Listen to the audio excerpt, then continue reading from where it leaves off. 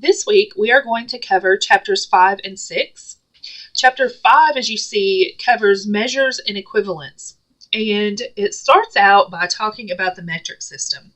Now, you may remember from middle school or so learning about the metric system, but usually on a day-to-day basis, I feel that we usually use more of the household system of measurements than we do the metric system.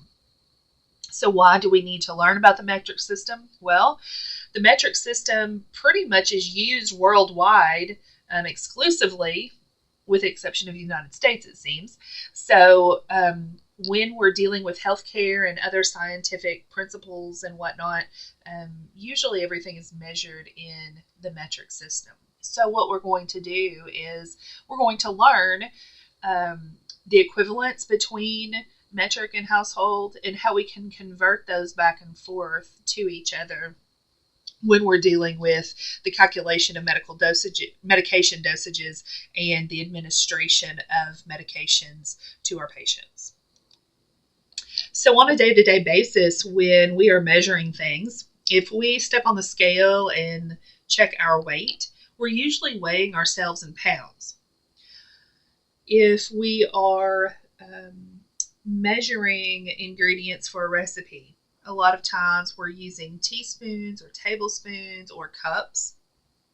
So what's that going to look like in the metric system? Well, if you look here, it shows that there are 3 basic units of the metric system, and we're going to either measure length, weight, or volume. Okay, so those 3 things. The good thing about the metric system is,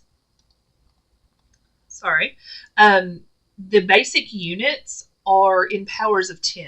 So when we're working in powers of 10, it's very easily able to manipulate those numbers in powers of 10. 10, 20, 30, 100,000, 10,000, etc. So here is a chart that's also in your textbook that kind of shows the different units of measure for each of those 3 things. So length, the base unit of length is the meter. And so then we have powers of 10, like I said, millimeter, centimeter, kilometer. For mass or weight, we have the gram. So milligram, microgram, kilogram, those are all various powers of 10 that help describe how much of a gram we have. Is it 1,000th of a gram, like the milligram, or is it 1,000 grams, like a kilogram? So if you look at volume, we have the base unit of measurement as the liter. So you'll see milliliter and deciliter. Most commonly used in that section would be the milliliter for us to measure a volume of liquid. If you look at the alert on here, you see the abbreviation and then that little symbol right there. It kind of looks like a U with a front tail on it and a G. That's also indicating micrograms. And if you see that'll kind of tell you what it is, but we're not going to use that if at all possible because it's easily misinterpreted. So we are going to use MCG as the abbreviation for micrograms. So when we're writing these units of measure, keep in mind these rules of notation for the metric system. And this is basically in order for us to reduce error. And that's one of our main goals when we're administering medicine, is we are wanting to prevent any errors in our orders or in our interpretation of those orders or carrying out the orders when we actually administer the medicine. So the unit symbols are written in the singular form, so we're not adding S to cm for centimeters. We're just simply going to notate cm, 8.1 centimeters. Don't add any additional letters to a symbol. And this is kind of frequently found. You might see MGM or GR for gram, GRM for gram. So only use the approved abbreviations for these units of measure. The letters may be capitalized, so you might see the first letter capitalized, or you might see the second letter capitalized in some of these. But what we want to see is that first column, a small m, small k, small g for kilogram, small m, large L for milliliter, and a small g for gram. No periods after a unit symbol unless it's the last word in a sentence. So we're not writing GM period for gram, it's just G. Okay? Space should separate the number from the symbol, and that's just an insurance that it's easily legible and easily read. So like I mentioned, household units of measure, really outside of the US, you're not going to see these very much, but we still are going to talk about it. Basic units for the household system include inch, foot, yard, and mile for length, ounce and pound for weight, and teaspoon, tablespoon, fluid ounce, cup, pint, quart, and gallon for volume. So the equivalents of those in the metric system, if you have 1 ounce in the metric system, it's approximately equivalent to 28 grams. 1 pound is approximately 454 grams, and 2.2 pounds is 1 kilogram. Volume equivalents, a teaspoon is equivalent to about 5 milliliters. A tablespoon is equal to 15 mils, so on and so forth. Now, you notice I might have said that these are approximate equivalents, and that means they're not exact. So if you think about, so you go to the gas station, you buy a gallon of gas, and the price says $2.99.9. Okay, so we're dealing with what, a tenth of a penny? And we might not miss that tenth of a penny when we are pumping a tank of gas that's like 20 gallons of gas. So that might be, 2 cents that we're dealing with in one tank of gas at the most. But if we have that tenth of a penny of gas, of the value of the gas, of like a ginormous tanker barge full of gasoline crossing the ocean that has thousands and thousands of gallons of gas, that's going to add up very quickly, and that would be hundreds if not thousands of dollars worth based on that small little fraction of a cent. So if that kind of makes sense, if you've got a small amount that you're measuring, such as a teaspoon or a cup or a pint, the larger that volume gets, the more noticeable the difference is going to be. So hopefully that didn't confuse you. But long story short, these are approximate equivalents. They're not exact. So, last week I told you that I handed out or posted that equivalent worksheet and said you have to use these equivalents to do your homework, or else you're going to get the wrong answer. So if you Google it, you might find a more exact conversion factor, but I want you to use the ones on that worksheet. So we have determined approximate equivalents that we're all going to use to hopefully all get the same answer. So that's why it's very important that you use that factor sheet or the equivalency sheet. So this slide shows some equivalents in household and metric length measurements. So an inch is about 2.5 centimeters, a foot about 0.3 meters, and a yard 0.9 meters. International units. International units is another measurement that you might see, or actually we will see later on in this semester. You might see, if you take vitamin K, for example, vitamin K is measured in IUs. I think vitamin D is also measured in IUs, so that's probably the most frequent thing that you might see measured this way. And it is not something that we're going to convert from one unit of measure to another, okay? So it basically is a measurement of how potent that drug is. So it's the only form of this system of measure. There's no equivalencies, like I said. We're not going to be converting it. And it says medications that are ordered in units will be packaged and dispensed as units per tablet or units per milliliter. Insulin is another medication that we are going to see that is measured in units. And we will be given some medicine like insulin that is measured in units per milliliter. And based on how many units, we'll have to figure out how many milliliters we're going to administer. Milliequivalents is another one, and I just realized I misspoke.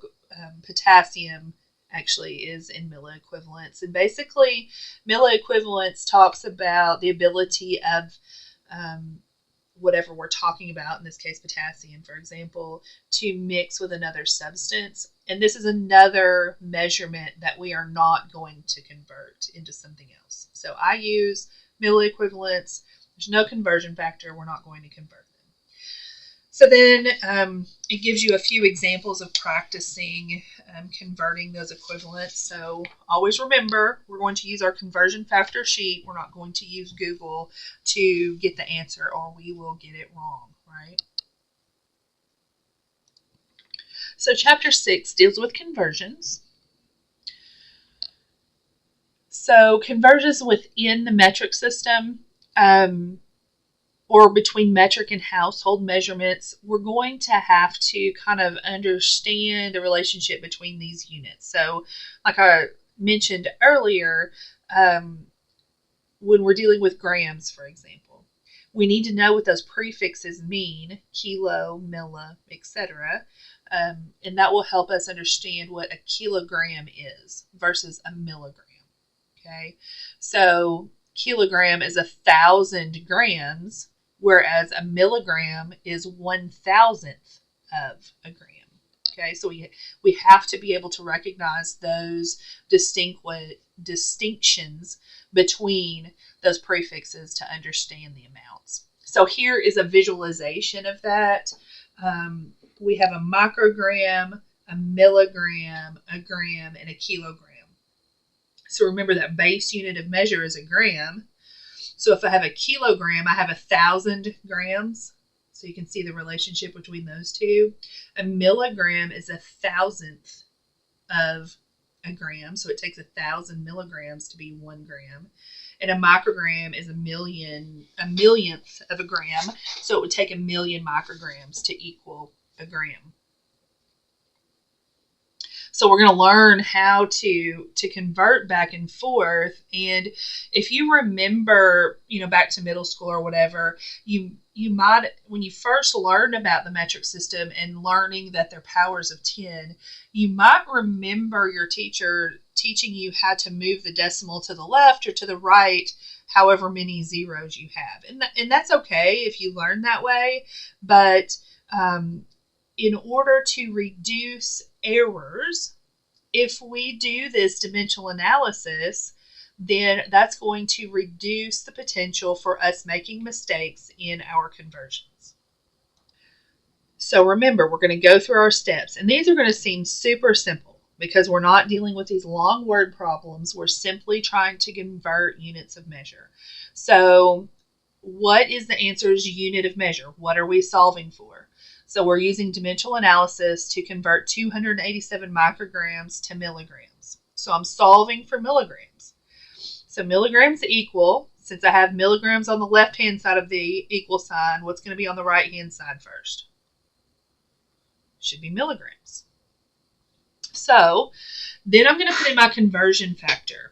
And the conversion factor I use, I'm going to look at the sheet that I gave you, and I want to see, do I have a conversion factor that converts from converts milligrams and micrograms between those two? Okay, so we do. It's 1 milligram per 1,000 micrograms, and then the given quantity that was given to us in the problem was 287 micrograms. So if we put that as our numerator for the next ratio, pretend you can either write it like it is or put it over 1 to hold the place. So micrograms ends up canceling out. And then I'll solve the equation. So 1 times 287 all over 1,000, and you should get 0.287 as your answer.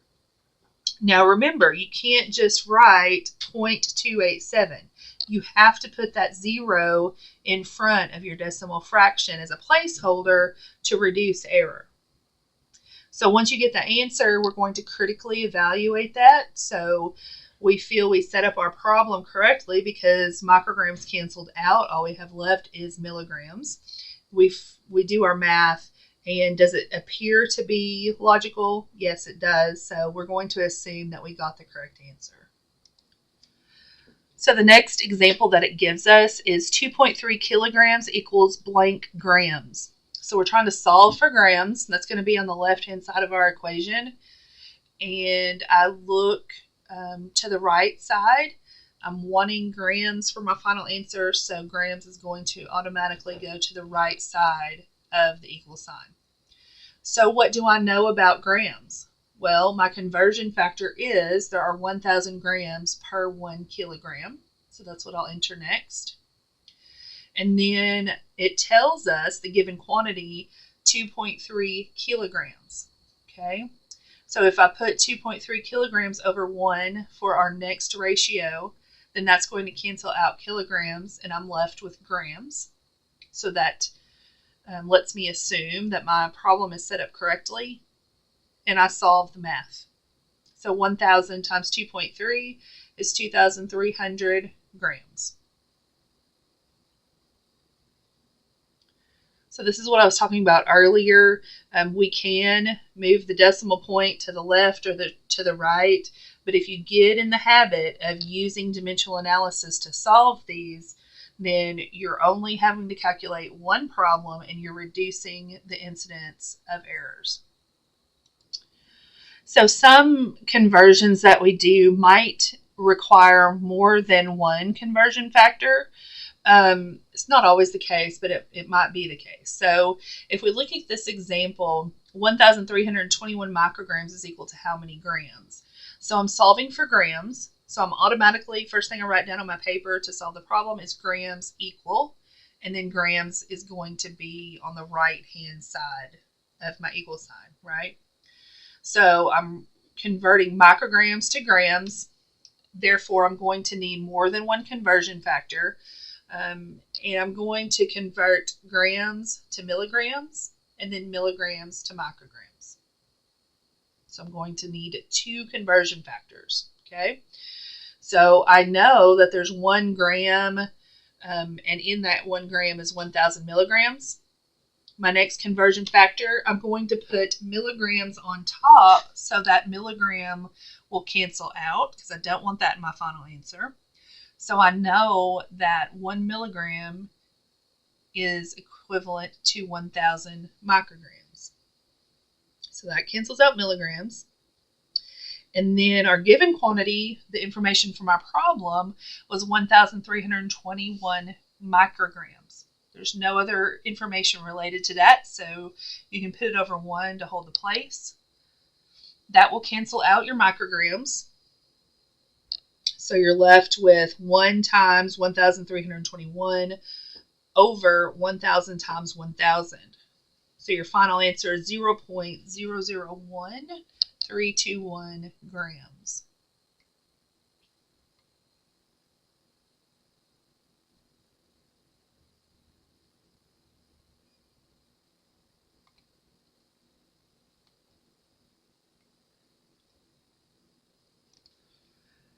So when you're working your problems this week, make sure you have your conversion factor page printed out and handy for you to reference and use during your problem solving this week. Like I said, if you don't use those conversion factors, you're going to get the problems wrong. Remember also your rules for your zeros. So you're always placing a 0 before a decimal of a decimal fraction, and you're never using trailing zeros for whole numbers. So if you have any questions, please don't hesitate to reach out and we can work together to answer any questions you might have. Have a great week.